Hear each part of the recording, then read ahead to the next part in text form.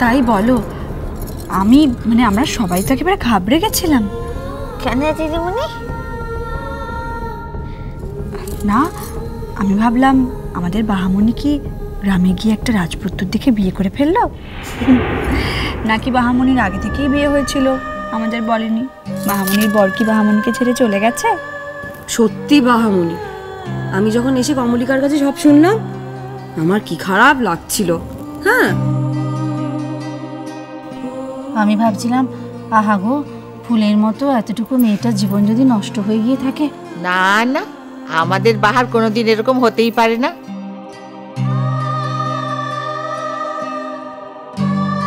আমি তো জানি আমাদের বাহার খুব ভালো বিয়ে হবে, রাজরানী হবে আমাদের বাহামণি। হ্যাঁ, আমি এসব কিচ্ছু ভাবিনি রে। আমি তো ভেবেই রেখেছি আমাদের বাহাকে আমি নিজে বিয়ে দেব একটা রাজপুত্র দেখে। তোরা কি আমার সঙ্গে দীঘাটা করতে এসেছিস? এ কি রে, তাহলে এবার কার সঙ্গে? আমার বিয়ার লিগেই তো কোথাটা বলছিস, তার লিগেই তো বলছি। এখন আমাকে বলতো ও চিনি সন্দেশটা কেমন আনছে রে, ওরা কি আমার কথাটা শুধায়? একবার বাড়ি চল না, তারপরে বুঝতে পারবি। জানিস, ওইটুকু বাচ্চা চিনি আর সন্দেশ, ওরাও তুই যাতে ভালো হয়ে উঠিস সেজন্য তোর মারাঙ্গুরুর কাছে প্রদীপ জ্বালিয়েছে। আর মা মা আর ছোট কাকিমণি কি করেছে জানো? ওরাও সারাদিন তোমার মারাঙ্গুর কাছে বসে কান্নাকাটি করেছে, মোমবাতি জ্বালিয়েছে, তোমার জন্য পুজো করেছে।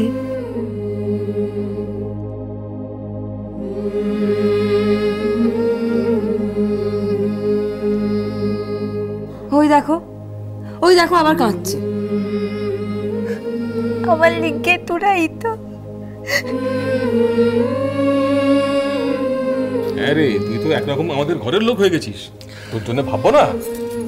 তুই আমাকে একটা কথা বলতো, অর্চিদার বউ ভাতের দিন নাকি তোর বাড়ি থেকে লোক এসেছিল, বোধহয় তোর মাও এসেছিল, তুই আমাদের বলিসনি কেন? কে বলেছে এই কথাটা? কে বলেছে সেটা বড় কথা নয়, এসেছিল না আসেনি সত্যি কথা বলতো।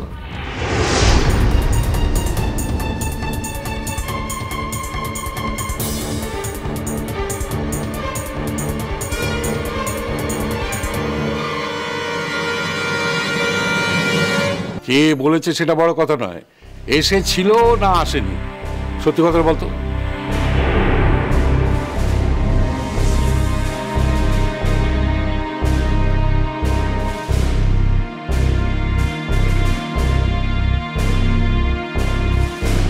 ছিল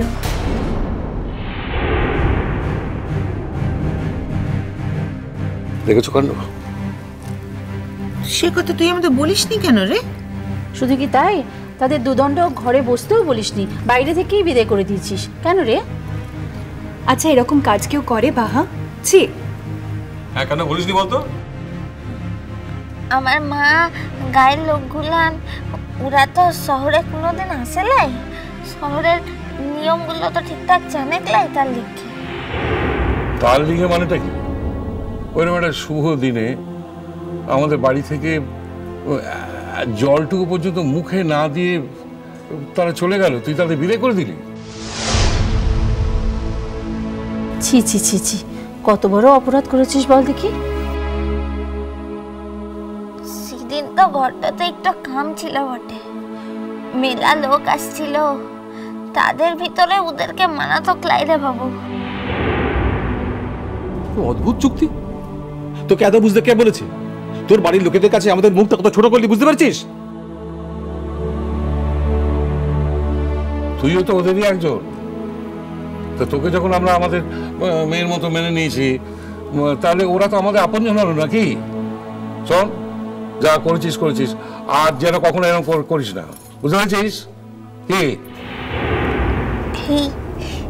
তোর সব কথাই ওই হি, আর কাজের বেলায় নিজে যা ভালো বুঝিস সেটাই করিস। তোদের কাছকেই তো মিছা কথা বলতে আমার ভালো লাগে লাই রে, কিন্তু আমার যে উপায়টা লাই বড় বাবু, যতদিন বাঁচব ততদিন একটু মিথ্যার সঙ্গে যে আমাকে ঘট্ট করতে হবে রে মেজবাবু। আমি যে তোদের কাউকে কোনোদিন সত্যিটা বলতে পারবো ক্লাই। মুখে ক্ষমাটা করিস কেন দিদিমণি?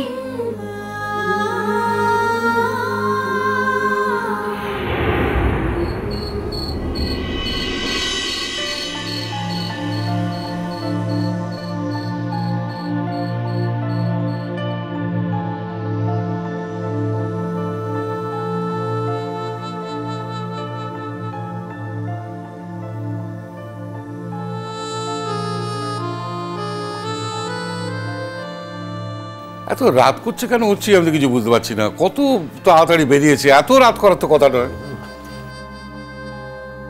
কি গো কমলিকা, ফোন করলে যে কি বললো? আমি তো আধ ঘন্টা আগে যখন ফোন করলাম ফোনটা রিসিভই করলো না। একটা সরি লিখে পাঠিয়ে দিই। কি কি লিখে পাঠালো? ওই মিটিংয়ে আছে, ফোন ধরতে পারেনি তাই সরি লিখলো। বাবা, এই কি ম্যারাথন মিটিং! সেই দুপুর থেকে শুরু হয়েছে, এখনো শেষ হলো না। কোনো গুরুত্বপূর্ণ ব্যাপারে মিটিং চলছে? এলে যে জিজ্ঞেস করবেন, খুলে বলবে কিছু? বলবে তো না। কি বলবে বলুন তো? কেন বলবে? আমার প্রফেশনাল ব্যাপারে কেউ মাথা ঘামাক আমি পছন্দ করি না। তোমরা কেউ হেসো না তো। দুনিয়ায় আর কোনো ছেলে নেই, এ বাড়িতে একটিই ছেলে আছে, আর কেউ নামি দামি চাকরিও করে না। তা তোমার ছেলেটা এরকম হয়েছে, তা কি আর করবে বলো? এই তো মা লক্ষ্মী এসে গেছে, এইবার সব ঠিক হয়ে যাবে। হ্যাঁ, কচু হবে, ছাই হবে। যা বলেছো দিদি ভাই। কিছু কথা বলে না, যা 9 হয় না তার 90 হয় না। আমাদের ছেলেটা হয়েছে ঠিক ওই রকম। সত্যি বাবা, আরে বাড়িতে লোকজনের সঙ্গে কোথাও একটা হাসি খুশি হয়ে থাকবি, ঠাটি আর কি করবি তা নয়, সারাক্ষণ একটা গুরু গম্ভীর ভাব। জানিস তো মেজো, আমার জ্যাঠামশাই ঠিক ওরকম ধারাচ্ছিলেন। মাঝে মাঝে তো ওকে আমার জ্যাঠামশাই মনে হয়। এখন আর এসব কথা বলে লাভ কি দিদি ভাই? সব তো তোমাদের প্রশ্রয় হয়েছে, তোমার আর দাদার প্রশ্রয়। এ বাড়িতে সব সময় অর্চিবাবুর জন্য আলাদা রকম ব্যবস্থা, আর সব ছেলেমেয়েরা সবাই একসঙ্গে পড়াশোনা করত। অর্চিবাবু করবেন না কেন? না বাকিদের পড়ার আওয়াজ শুনলে তার নাকি পড়ার অসুবিধে হবে, সেই জন্য সে জেঠুমনির কাছে গেল আলাদা ঘরের ব্যবস্থা করার জন্য বলতে। সঙ্গে সঙ্গে দাদাভাই ব্যবস্থা করে দিলেন, ব্যাস। বুঝলে মা, আমাদের ছেলেটা একটু প্যাম্পার্ড আছে। আসলে না, ও ভেতরে ভেতরে খুব লাজুক। লাজুক বলেই বাইরেটা ওরম একটা কঠিন আবরণে ঢেকে রাখে। না, তারপরে ধরো ও যেরকম পেশায় আছে সেখানে একটু ভারী কি ভাব থাকাই ভালো। কেন দিদি ভাই, আমাদের বাবুর কথা বলো। সে কি কারোর থেকে মেধাবী কম ছিল? কলেজ, ইউনিভার্সিটি সব জায়গায় তার রেজাল্ট কি কম ভালো ছিল? কিন্তু তার বাইরে থেকে ফিরে এসে আমার কাছে সব কথা না বললে ভাত হজম হতো না।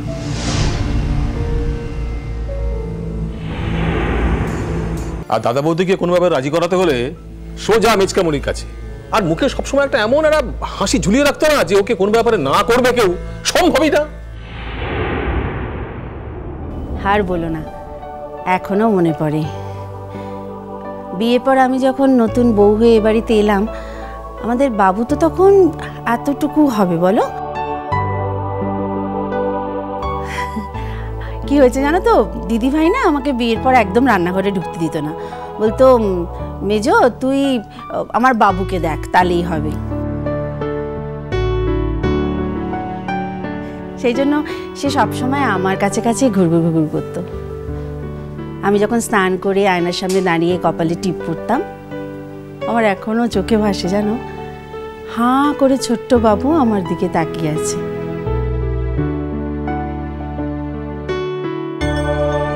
আসলে আমি তো তখন নতুন বউ, আর তার চোখে তখন একটা নতুন বউ, সঙ্গে একরাশ নতুন জিনিসপত্র, মানে বিছানা, আলমারি, তোষক, গয়নাগাটি সব কিছু মিলে একটা অদ্ভুত জগৎ আর কি, মানে দেখে দেখে আশ মেটে না। আমি যখন বাপের বাড়ি যেতাম তখনও বাবু আমার সঙ্গে সঙ্গে যেত, আর আমার বাপের বাড়িতে গিয়ে সে তো কাউকেই চেনে না, কাজে কারোর সাথে কথাও বলবে না, কারো কাছে থাকবেও না, আমার কাছেই থাকবে, কিন্তু আমাকে বাপের বাড়িতে থাকতে দেবে না, খালি বলবে বাড়ি চলো মেজমা, বাড়ি চলো, বাড়ি চলো। সেও থাকবে না, আবার আমাকে ওখানে রেখে দিয়ে সে বাড়িতে চলেও আসবে না। হ্যাঁ, আর পুজোর সময় হলেই আমার সেই কাঁধে চেপে ঠাকুর দেখা আর সেই ক্যাপ ফাটানো বন্দুক, এ একবারে মাস্ট। কেন? পুজোর সময় সেই জামা কাপড় কিনতে যাওয়া সব বাচ্চাদের সাথে নিয়ে, অবশ্য এই কাজটা বরাবর ছোট ঠাকুরপুই করতো, আর ছোট ঠাকুরপু বরাবর না ওই জামা কাপড় কেনাকাটা করার পর বাচ্চাদের নিয়ে গিয়ে একসাথে খাওয়াতো। একবার হয়েছে কি, ফিরলে তোমরা আমাকে একটা খবর দিও, আমি বরং ততক্ষণ একটু বিশ্রাম নিই। জেঠুমণি,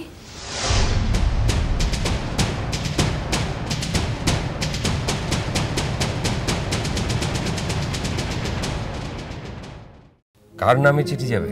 কেন? মোর মায়ের নামটাতে। কিন্তু তোমার মায়ের নাম ঠিকানা কিছুই তো আমার জানা নেই বাহা।